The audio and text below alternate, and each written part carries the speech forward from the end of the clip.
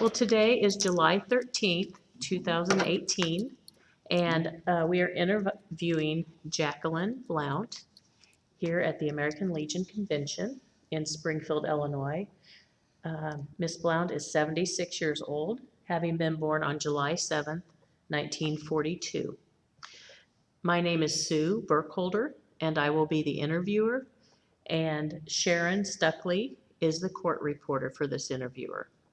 Ms. Blount, for the recording, will you please state in what war and branch of service that you served?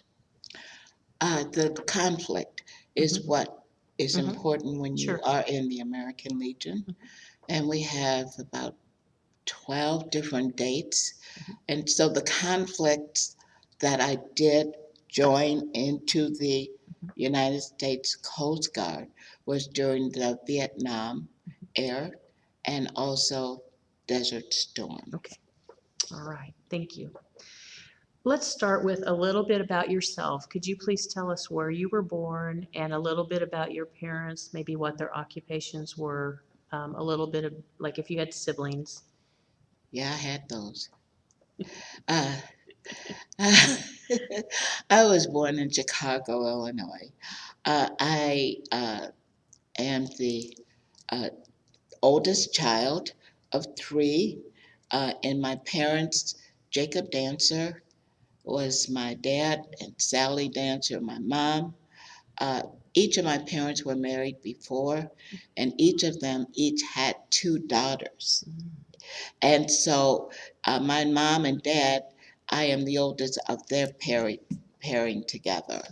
And my brother, uh, who is now 70, my sister is 2 years younger than me, so she will be 73 in August, which was a good thing because for us when we were growing up, because we had birthdays in June, July, and August. My brother was born he was born June 22nd. I was born July 7th, and my sister was born August 25th. So we had fun growing up because we had birthday parties every month that we were out from school. And that's kind of important when you're a kid growing up. Sure Yeah. it is. Did you have any other family members join the service? I have two nieces who have joined the Army, and I cannot tell you where they are actively serving right now. But the one has 18 years Army, and her name is Erica and Richardson, and her sister is Katrina uh, Richardson. And I don't know where either of them are right now, but they are active. Okay, very good. Oh, and then my dad was Army, and he was in World War II, and he served a year and a half, I believe. Okay. So, so when you decided to enlist and join the, Join the Coast Coast Guard. Guard, It was an unusual awakening. At the time, uh, I was going to actually be separated from my husband. And a neighbor friend of mine came down in a hurry to say, Jackie, I have an idea of how you can have a vacation every year for 2 weeks. And I said, what? And she said, and get paid. I said, sounds good to me. And she said, okay, it's called the United States Coast Guard. I said, okay. Are they the people that are on the water and the buoy tenders and this and that? And she said, well, the Coast Guard does more than that, but basically, yes. And I said, sounds good to me. I said, so what do I do? So she gave me the recruiter's name and phone number. I went down to wherever it was that his office was in the city, and I interviewed for the job, I interviewed, and then I had to take a test. The Coast Guard is very particular about their people that they let into the Coast Guard. And in 73 is when I joined. November 73 is when I actually enlisted. But that is actually how I came to know and how I came to select the United States Coast Guard. It was just because a neighbor had suggested it to me. And as it happened, I took the test. I was enlisted. I did pass, of course. I did pass the health test, and she didn't. So she didn't come in until a year later.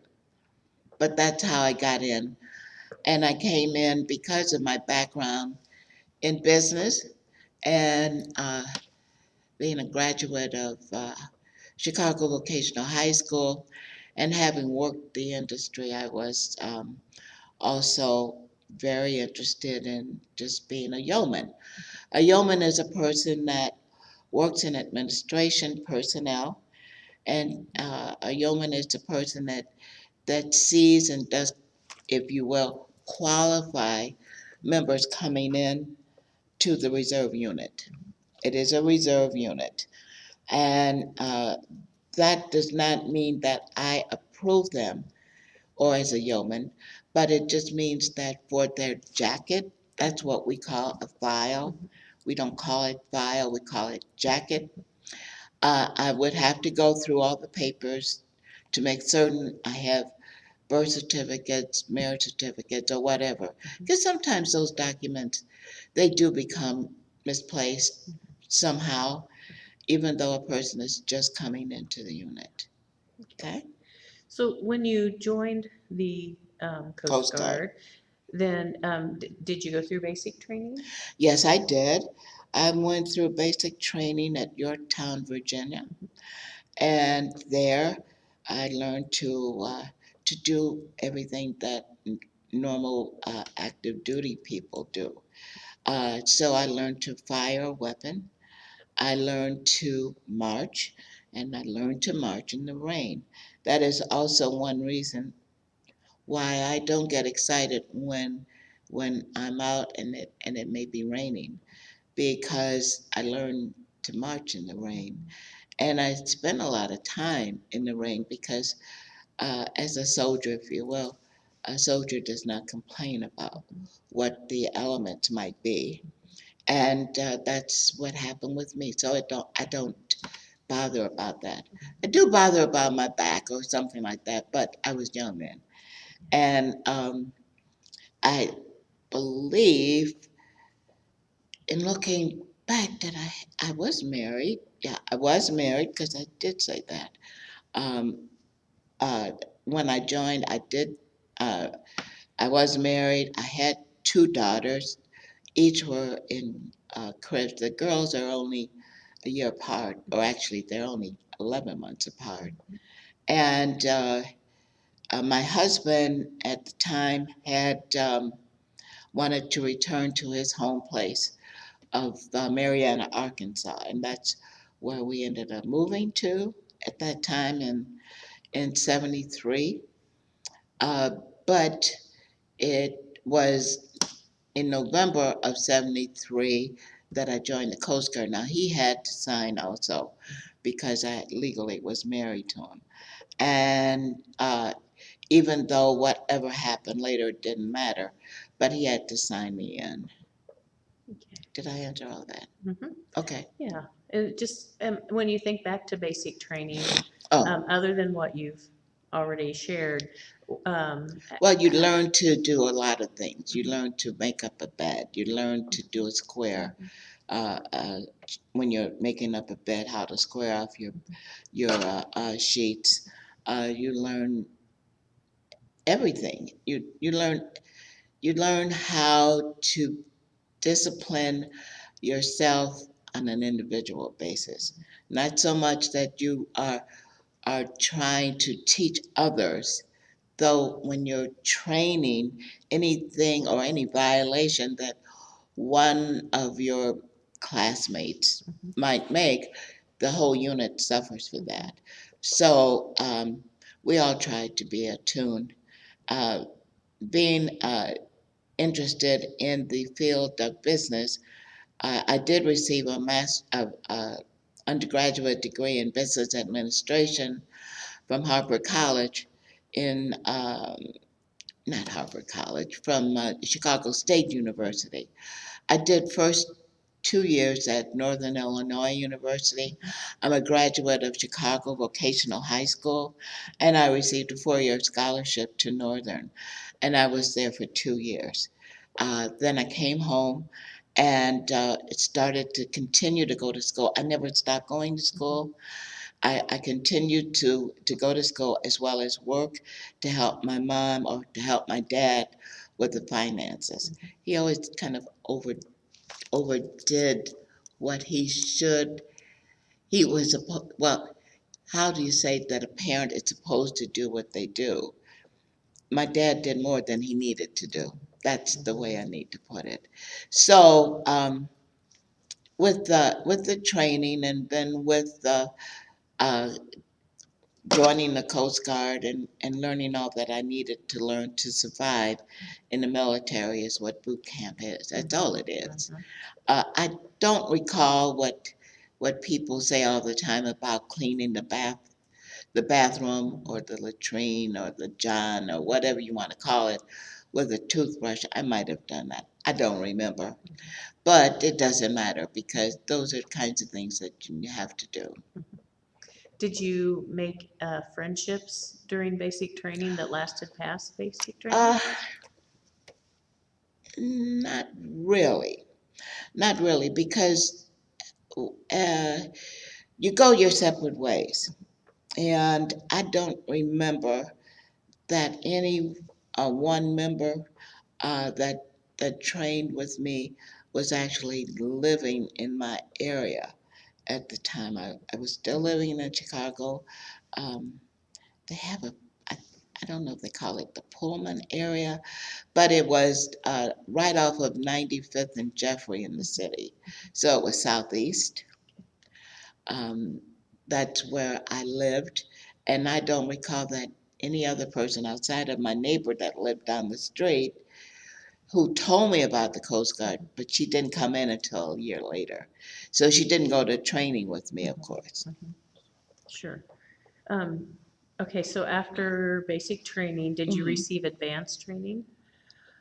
Well, all what that's what reservists do. Mhm. In my particular field of interest educationally, I've already said that business administration, shorthand, and the whole to boot is what and how I survived when I graduated from high school.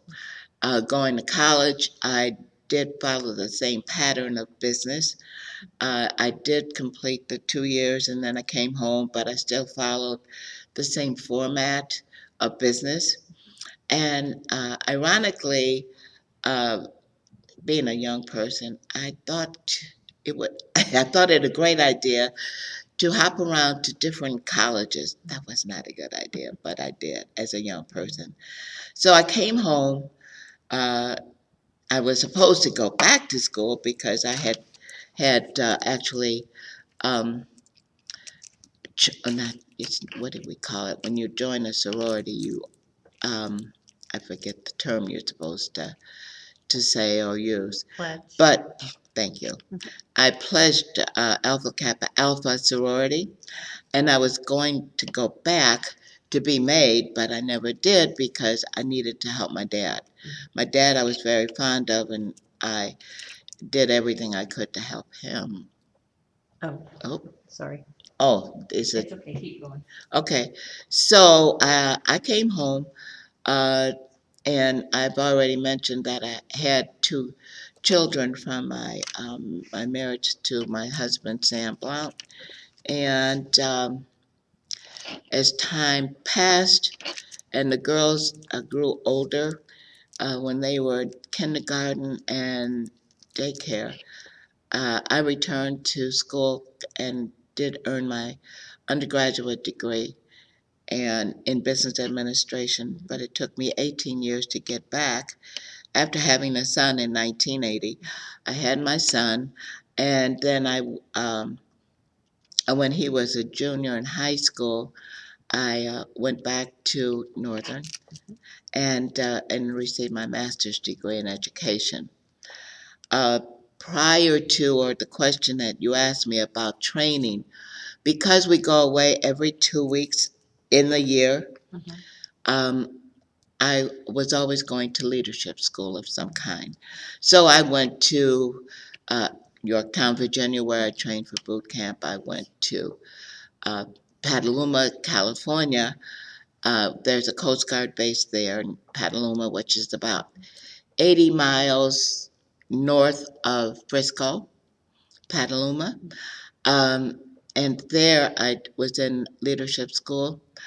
And then I was at various locations throughout MSO Chicago, which was Customs House, was where we did, as the Chicago unit, spend a lot of time. And I want to say at least 12, 13 years that we were there.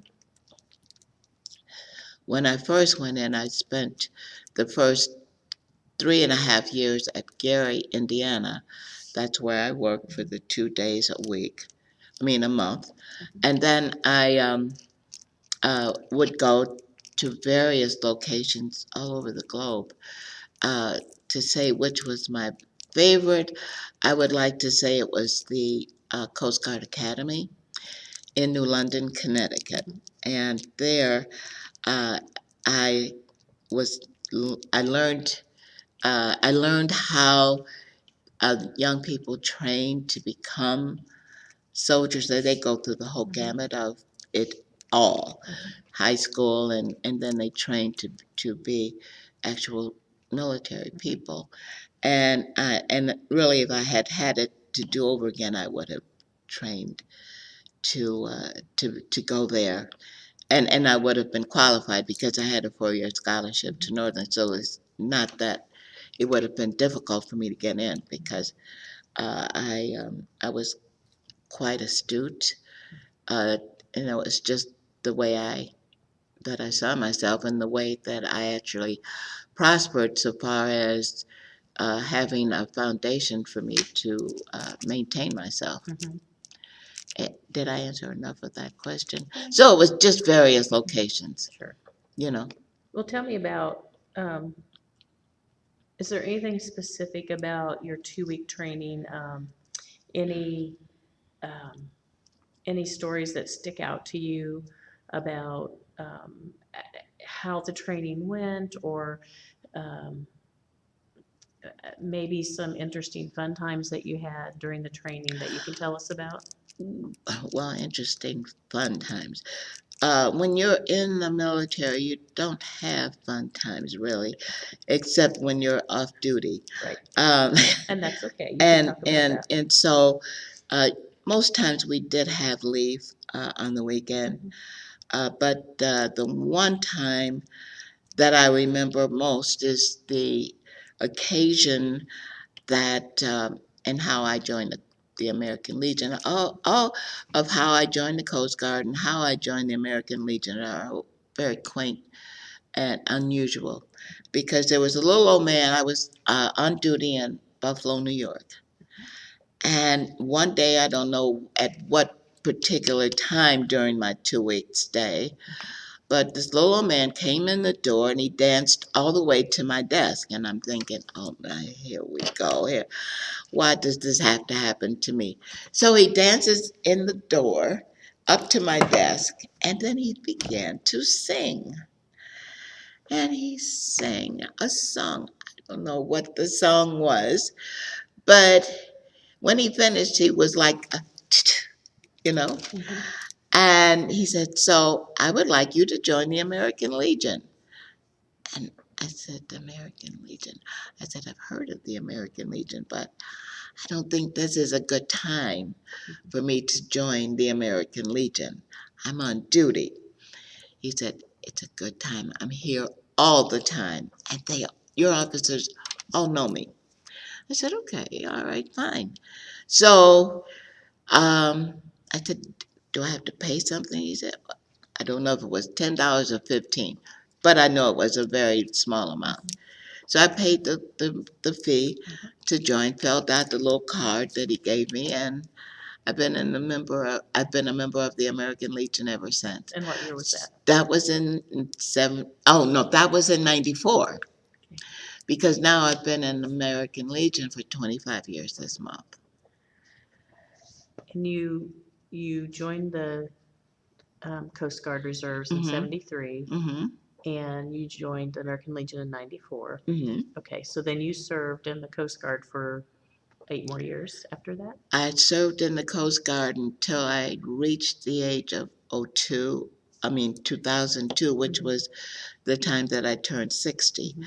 However, I served 21 active years Mhm. in the Coast Guard. I trained for Desert Storm, and I didn't train for Vietnam. Vietnam was now past in Mhm. 95, Mhm. but that was during the air. Mhm. And when I did, like I said, did join, it was a time of conflict so far as Vietnam, so far as Desert Storm, which started in 90. I was working at Harper College at that time. I trained because I was still active. I've been active. Oh, I was active with the Coast Guard and training or doing whatever I had to do for my 2 weeks all since that time. There were also times where I went away to train twice a month. Well, I shouldn't say twice a month, but twice a year. Mhm. So I did, instead of 2 weeks, I did 4 weeks because now I was a single parent with 2 kids, and then I had my son in 1980. So now I had 3 children. Nothing threatening at all because I had enough education, I had enough training on my own to take care and survive myself. And that I knew that was foreplanned. I am an individual that plans ahead, and I think that's more of how my parents raised us to always be prepared. And it kind of goes into say, uh, knowing and being involved with the Coast Guard Semper Paratus means always ready. Mhm. And so it just, oh yeah, everything just fit me very well. Okay. I just want, if you can think back to one of your 2-week training periods Hmm. and perhaps give us just maybe think of, maybe you had a favorite, maybe you didn't, but one or two memorable training periods of the 2-week periods that you can tell us about in a little more detail. Mm. Well, I need some more time to think about that because there was no one time except when I went to district. I'm a very outgoing person. So when I went to district, our district headquarters is in Cleveland, Ohio. And I think perhaps just going around to every office and meeting the various officers um, was more inspiring to me. Um, Being an educator, I can't say that it was any one time that stood out more, except going to district, because I just enjoyed meeting the people. Uh, I have kept up with those people that I did have and did go on active duty with. And one person in particular I just talked to the last week before my birthday, because we had a Coast Guard friend to pass away. And so I was in touch with her during last week trying to get hold to the right people to try to have a color guard for a very good friend of mine who was like a father to me, and he kind of commandeered the kinds of, or commandeered my attitude, I think, because there are times in the military where you're asked to do what you might not want to do. That's the way the structure is, and I had wanted to certainly be more than a yeoman. I went into the Coast Guard as a YN, and you'll see on my papers, it says YN1 provisional or P. And that is what that meant at that time. Provisional occupation or provisional designation does no longer exist.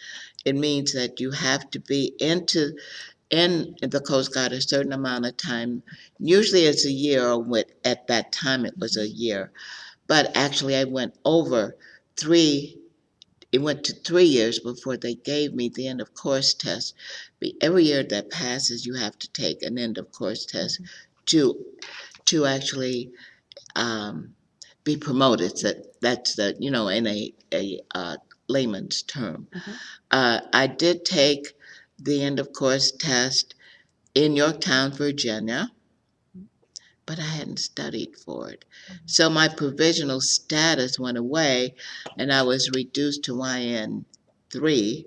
Then I took the end of course test. I did pass it to YN2, and I never got past YN2, so I retired as an E5 yeoman.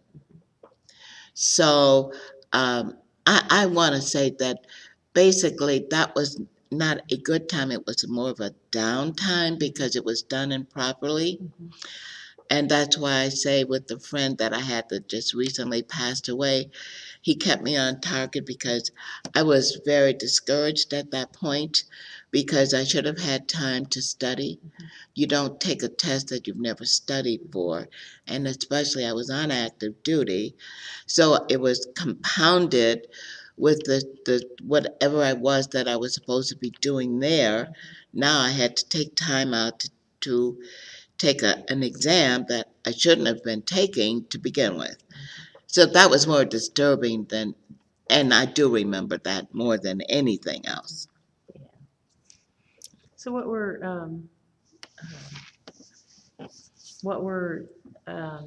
what's the most positive thing that you took from your service?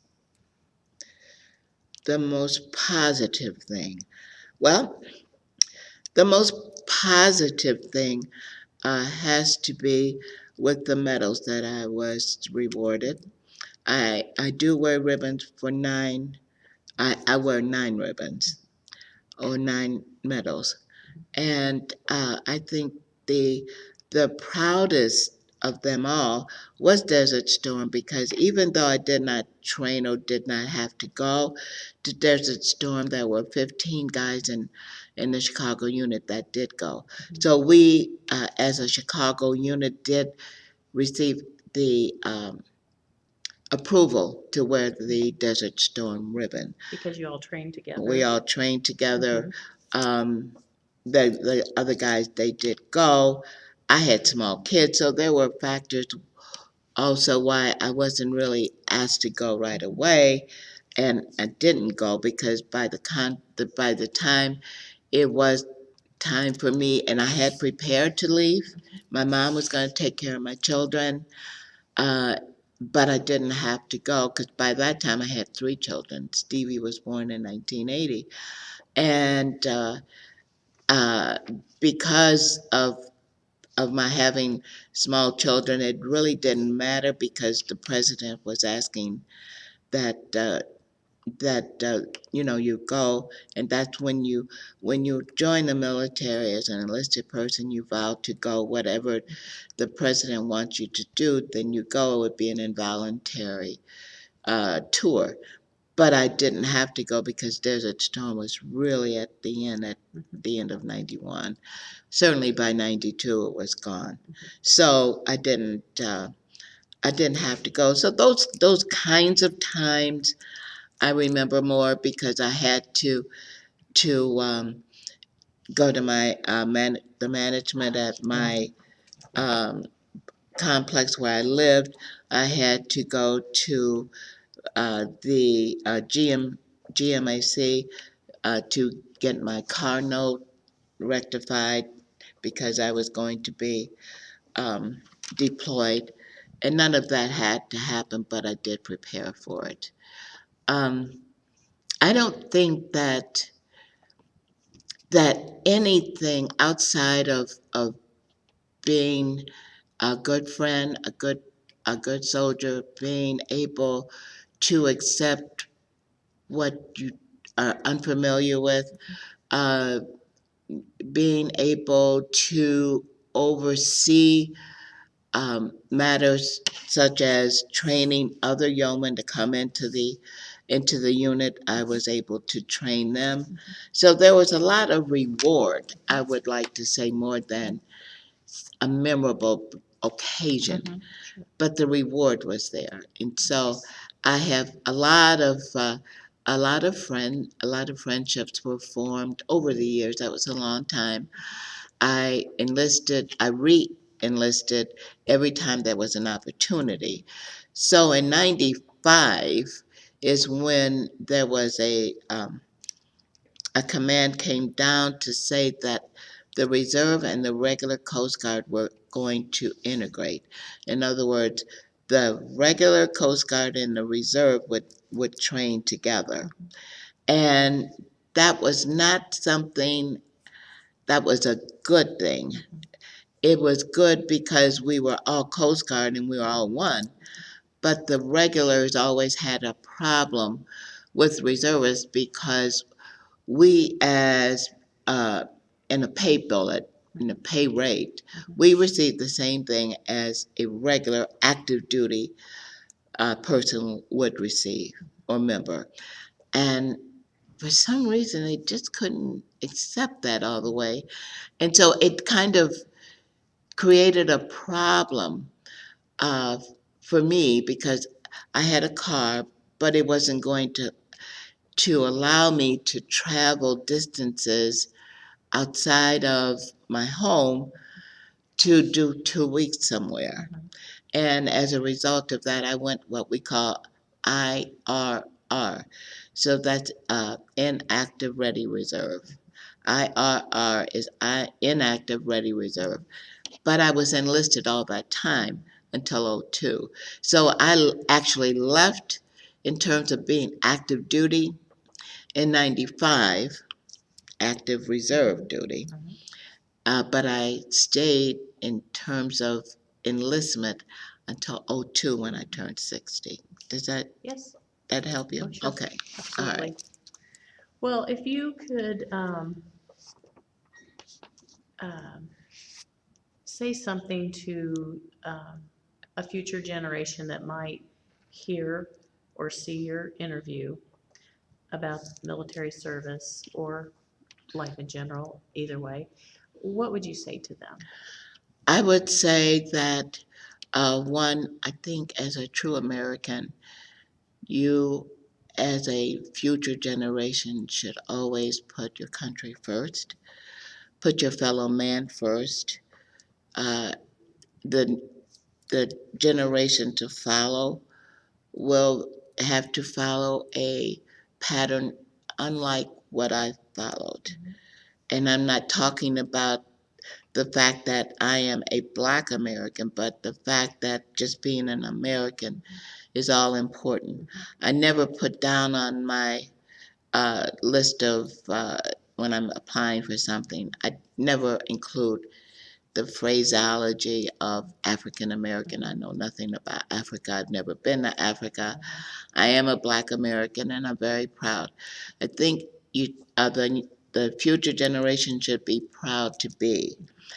And if it is that the younger population should always look toward the same way that my mom and dad trained me, and that is to get as much education as you can.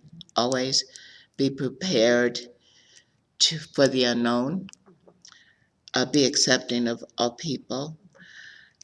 Education only brings about the understanding of all people when you are educated. I think one of the problems that many uneducated people, or maybe why at this point in time in 2018 there's so much friction, is because people do not understand the human nature of people. When you're educated, you learn that. And when you're educated, you can understand more of what a person might be thinking. You know, in having been educated, you've gone through psych classes, you've gone through the foundation of what the society is about. You don't become an authority on everything, as one employer told me when I got my degree in business administration.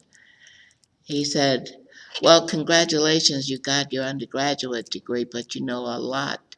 You know a little about a lot of things," meaning that the different parts of a business world I knew about, but I wasn't an expert at anything. And from that, I thought, well, then I just need I just need then to add to what I do know. And what I did know is that I wanted to be an educator. And and so it though did take me a longer time. It took me 18 years to get back to school, to graduate school, but I did it. I was 57 when I graduated with a master's degree in education.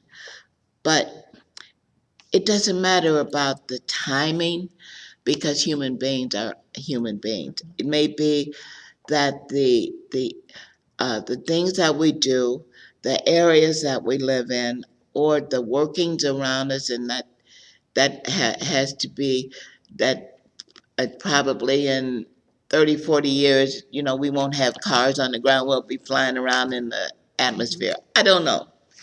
So the timing will be different, but people will always be people. That doesn't change. Well, the dear Lord has made it that way, and He gave us all, which is the very workings. Having grown up Catholic, not to say that it was the best, but it was the best for me, and how I know God. When you believe in God, then you have the one thing to carry you forward in understanding your people as Christians, if you want to call Christians, or a Jewish person, or it doesn't matter what you want to call yourself, so long as you do believe. And there are many people that don't believe, or there are many parents that who have been discouraged because the lawmakers say that you cannot discipline your children. In other words, you cannot spank your child because it is not the right thing to do. But I believe, and I do know for certain, that if my parents had not disciplined me, or if my neighbor across the hall or down the street had not disciplined me, then I may not be the person I am today. When you don't have the training or the discipline, you have corruption.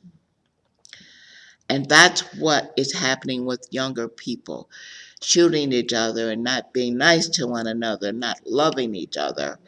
So it all twines. It's all the same. If you don't have a family structure, then you cannot have the kind of society that the dear Lord has preached about when He was on this earth. So I don't believe that this generation, unless something really miraculous happens, I don't think it's going to be that successful.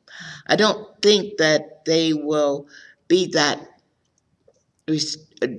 involved. I don't think they will be that wanting to be educated, and that's a sad thing. My hope is with the 8 grandchildren that I have, and with the 4 great-grandchildren that I have, that if they, would view this interview, that they will know, and I'm sure they will because they would know me, and my kids know me, know that you have to love one another, you have to communicate with one another, and ask questions. And I think that's a mistake that many people make. Now, with my friends, it's important, and I do instruct them, if you want to know something about the culture of a black person or whatever, I can help you with some, but I didn't live a lot of it being black. But I do know that if you ask me a question about culture, if I don't know the answer, I'll find out. But you have to be wanting to ask the question. I think a lot of people are afraid to ask questions of someone who doesn't look like them. And that's very sad because you can't learn unless you ask questions. I don't know what else to say about it. No, it's very good. Thank you. And I just really want to thank you for taking time Sure. to come and talk to us about your military service. And want you to know that we appreciate that. And we thank you very much for your service to our country. Well, thank you so much for asking me, and it was my privilege for doing this. You're very welcome. Thank you. You're welcome. Okay.